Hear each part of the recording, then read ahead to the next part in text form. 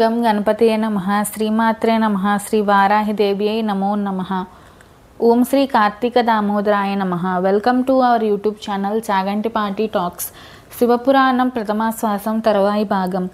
క్షుపదదీచులకు శివకేశవుల ప్రబోధం చేయడం. పూర్వం క్షుపుడనే రాజు ధర్మాన్ని వర్తిస్తూ రాజ్యపాలన చేస్తున్నాడు. అతడు తనకు కలిగిన ధర్మ సందేహాలన్నింటినీ చైవ్యముని కుమారుడైన దదీచి మహర్షి వద్ద తీర్చుకునేవాడు.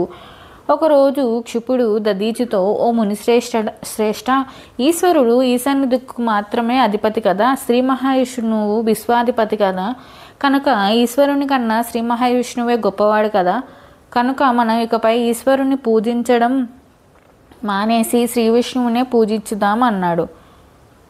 దదీచి క్షుపుడితో, శృతి స్మృతి పురాణ ఇతిహాసాలు అన్నీ పరమేశ్వరుని గురించి చెప్తున్నాయి, కనుక మనం పరమేశ్వరుణ్ణే పూజించాలి అన్నాడు.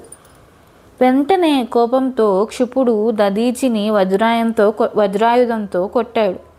ఆ దెబ్బకి దదీచి మహర్షి శరీరం రెండుగా చీలిపోయింది. అది చూసి క్షుపుడు అక్కడి నుంచి వెళ్ళిపోయాడు.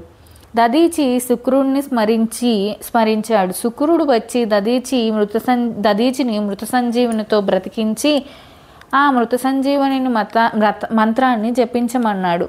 ఆ మహామహిమాన్వితమైన మంత్రాన్ని దదీచి 40 రోజులు జపించాడు.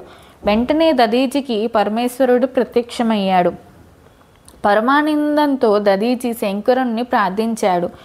తన శరీరం దృఢంగా ఉండేటట్లు, సర్వరక్షణకై త్రిశూలధారి అయ్యేటట్లు వరమీయమని కోరుకున్నాడు. దదీచి అడిగినట్లుగానే వరాలిచ్చి శంకరుడు కైలాసానికి తిరిగి వెళ్ళాడు. తర్వాత దదీచి క్షుపుడి సభకు వెళ్ళి అక్కడ పరమేశ్వరుడే సర్వాధికుడని ఉద్ఘోషించాడు. కోపంతో నిన్న క్షుపుడు మళ్ళీ వజ్రాయుధంతో దదీచిని కొట్టాడు. కానీ ఈసారి అతని శరీరం చెక్కు చెదరలేదు. వెంటనే దదీచి శంకరుని శ్రీ మహావిష్ణువుని క్షుపుడు ప్రార్థించారు. నారాయణుడు క్షుపుడికి దర్శనమిచ్చి, సమస్త లోకాల్లోనూ బ్రాహ్మణుల శక్తియే గొప్పది, దానిని అణచడం పరమేశ్వరుడి తప్ప మరెవ్వరికి సాధ్యం కాదు అన్నాడు.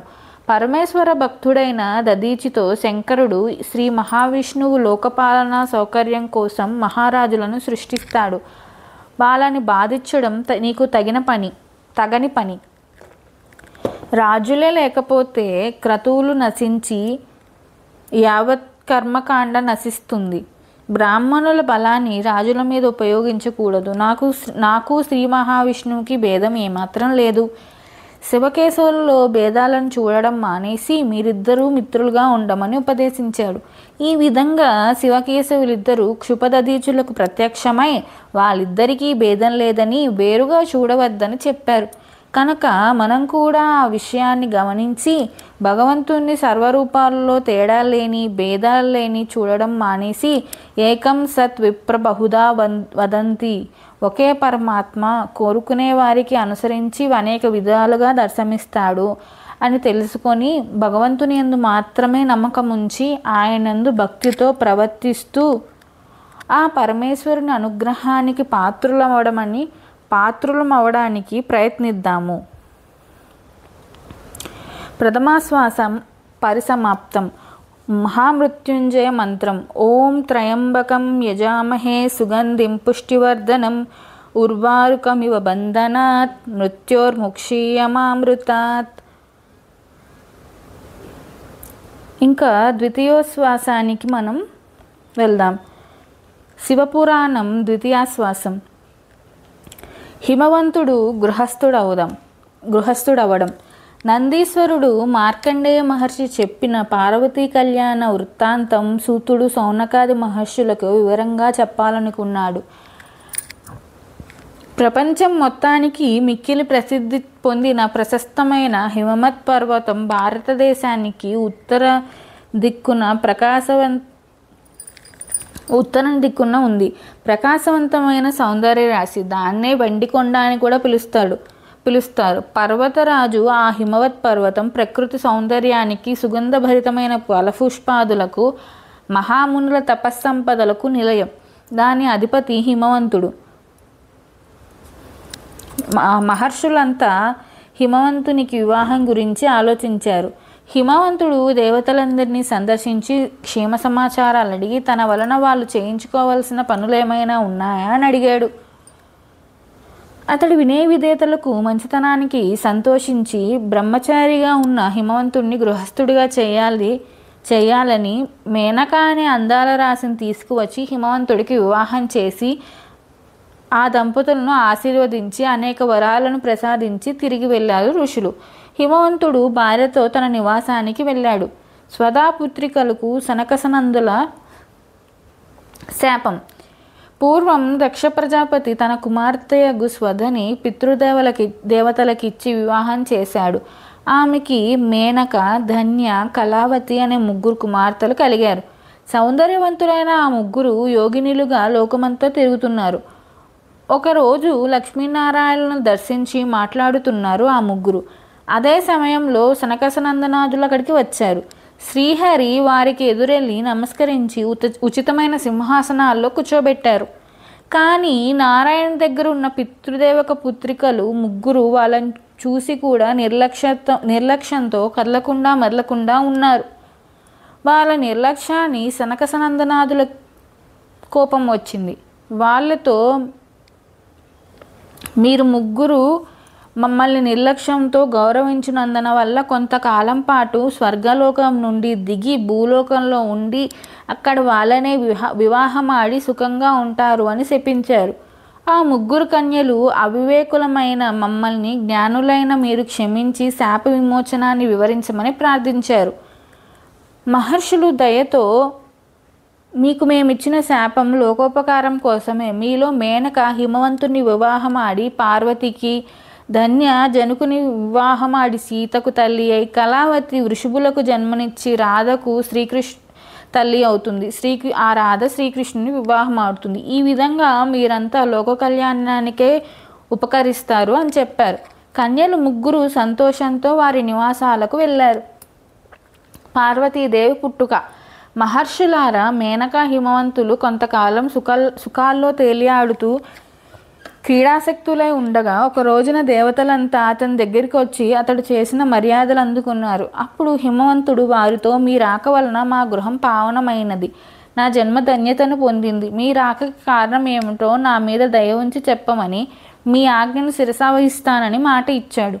దేవతలు హిమవంతుడితో, రాక్షసులు తారకుని అధీనంలో లోకాల్ని బాధిస్తున్నారు. ఆ తారకుని శిక్షించడానికి పరమేశ్వరుడికి పుత్రుడు పొందాలి. నువ్వు ఆ మహాశక్తిని ప్రార్థించి పార్వతిని పరమేశ్వరుడుగా భార్యను చేసి వాళ్ళకి సంతానం కలిగేటట్లు తపస్సు చేయాలి. ఆ ప్రకారంగా లోక కళ్యాణం చేయాలని ఆదేశించారు. దేవతా ఆదేశం ప్రకారంగా మేనకా హిమవంతులు పరమానందంతో మహాశక్తి గూర్చి తపస్సు చేయడం మొదలుపెట్టారు. చైత్రమాసంలో శుక్లపక్షంలో పాడ్యం నుండి 20 వారాల పాటు మిక్కిలి భక్తి శ్రద్ధలతో మహాశక్తిని కుమార్తెగా పొందడానికి వాళ్ళిద్దరు పూజించారు. గౌరీదేవి విగ్రహాన్ని తయారు చేసుకొని శాస్త్ర ప్రకారంగా ఉపచారాదులు నివేదనలు చేసి ప్రార్థించారు. కొంతకాలం పలహారాలను, కొంతకాలం నీటిని మాత్రమే స్వీకరిస్తూ తపస్సు చేశారు. ఆ పైన కొంతకాలం గాలిని మాత్రమే తీసుకుంటూ తపస్సు చేసిన ఆ మేనకా హిమవంతులకు పరాశక్తి ప్రత్యక్షమై వరాలడగమంది. జగజ్జన్ని, నీకు నమస్కారము. నీ దర్శనం అనే పుణ్యం వలన మా జన్మలు ధన్యత పొందాయి. మాకు ఉత్తమ గుణవంతులైన 100 మందిని అనుగ్రహించడంతో పాటు నువ్వే మాకు పుత్రికగా జన్మించి పరమేశ్వరుని వివాహమాడి జగత్ కళ్యాణం చేయించమని వరాలడిగారు. వారి కోరికలను అనుగ్రహించి పరాశక్తి అంతర్ధానమయ్యింది. కాలం గడిచిన తర్వాత మేనకకు మైనాకుడు జన్మించాడు. క్రమంగా 100 మంది పుత్రులను పొందిన హిమవంతుడు పరాశక్తి రాక కోసం ఎదురుచూస్తూ ఆమెను ఆరాధిస్తున్నారు. పరదేవత అనుగ్రహంతో మేనకా హిమవంతులు చైత్ర శుక్ల నవమి నాడు ఆరుద్ర నక్షత్రంలో మహాశక్తిని పుత్రికగా అవతరింపజేసుకున్నారు.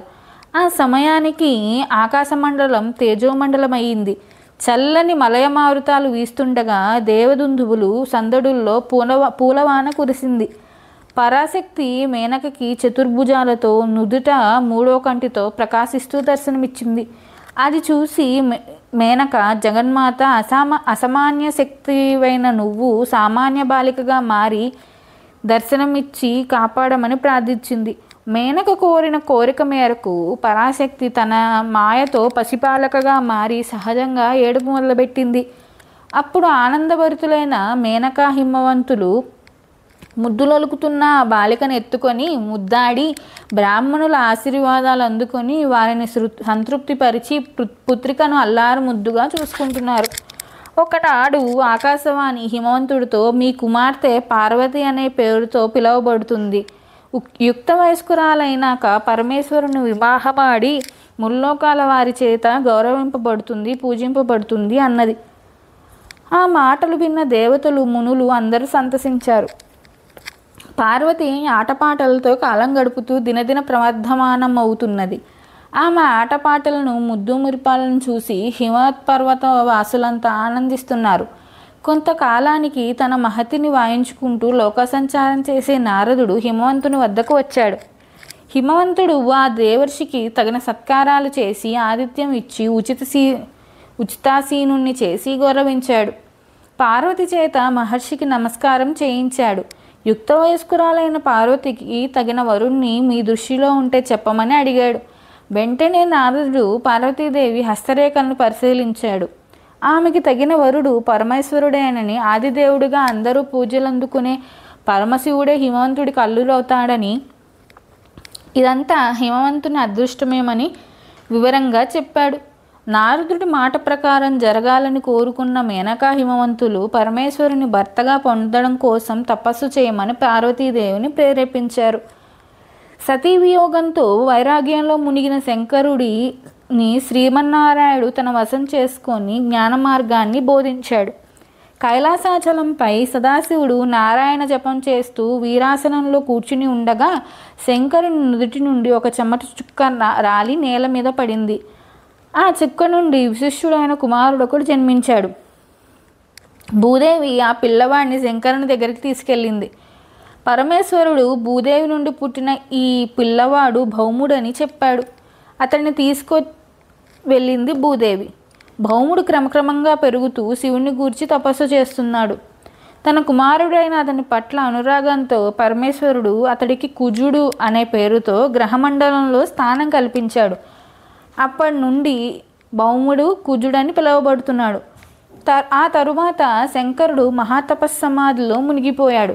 కానీ లోకమంతా ఏ విధంగా ఉందనే తన ఆత్మదృష్టితో పరికించి చూస్తున్నాడు శంకరుడు.